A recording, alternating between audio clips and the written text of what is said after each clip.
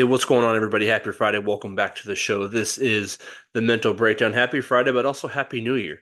It's an exciting time. We get to turn a new leaf, get to accomplish and set out for new goals. So it's an exciting time of year.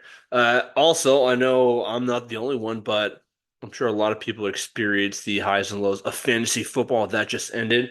Unfortunately, I lost to my brother-in-law in not one, but two fantasy championships, but at least we get to keep it in the family.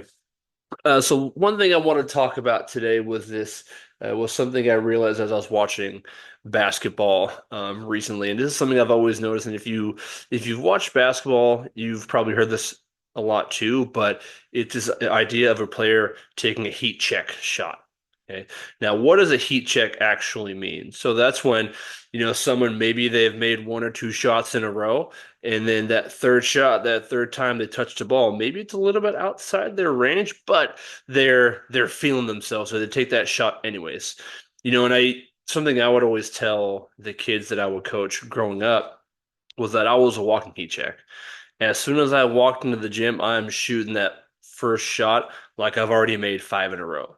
Right? So what are we really talking about with this heat check mentality? Well, it's just utter high level confidence in yourself. Right? Ultimate belief in yourself that you can get the job done, that you are going to be successful. There's no doubt or no worry in your mind about the potential for failure, or maybe you do think that failure is an option, but you feel like you have the skills present to help you be successful in that moment. Now, just because you have this heat check mentality doesn't mean you're going to be successful. No. But what it does do, it puts you in a position to maximize your potential in that one moment. So, how do you create this heat check mentality? Well, I want you to think about a time where you felt you could do no wrong. No matter what you did, it was going to work out. No matter what you did, you were going to be successful, whether that's in the gym lifting weights, maybe giving a sales pitch or a presentation, playing any kind of sport where you had this heat check mentality. But it's thinking about those moments and identifying what were you thinking in that moment? What were you feeling in that moment? What sort of emotions were present in that moment? So gathering as much information as you can so that we can potentially replicate that in whatever setting you have coming up and moving forward. Right? But then it's also about creating a statement. So I know for me when I was playing basketball, one thing that helped me maintain this heat check mentality was this persona or this statement of let it fly. No matter if I had made five in a row, no matter if I had missed five in a row, just let that thing fly and see what happens. Because as soon as we start to doubt ourselves and say, well, I hope I make this next one, or I've missed the last two, am I going to miss that third one? That's when you start to see your potential begin to go in a downward trend, right? So for me, it was the statement of let it fly.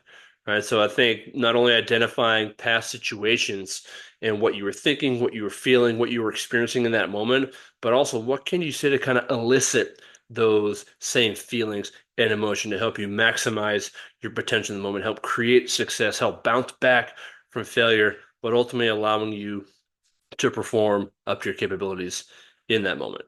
And that's all I got for you guys today. One thing I forgot to talk about earlier is something I'm grateful for. Usually I do this at the start of every episode, but one thing I wanted to bring to light is I'm grateful for, and some people might find this crazy, but Texas drivers.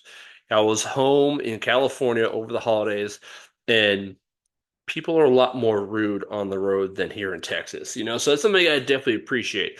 If I'm in the left-hand lane, people in Texas, they will gladly move over and let you keep on going. In California, now they'll make you wait for a good 5 miles and then take 45 minutes just to change one lane. There's also a little bit of ranting there, but I am grateful for Texas drivers and those who follow the basic traffic laws here in the States. But that's all I got for you guys. Thank you all for stopping by. Thank you for listening. And don't forget, today is a great day to make an impact. All right, y'all. Happy Friday. Have a great weekend, and we'll talk soon.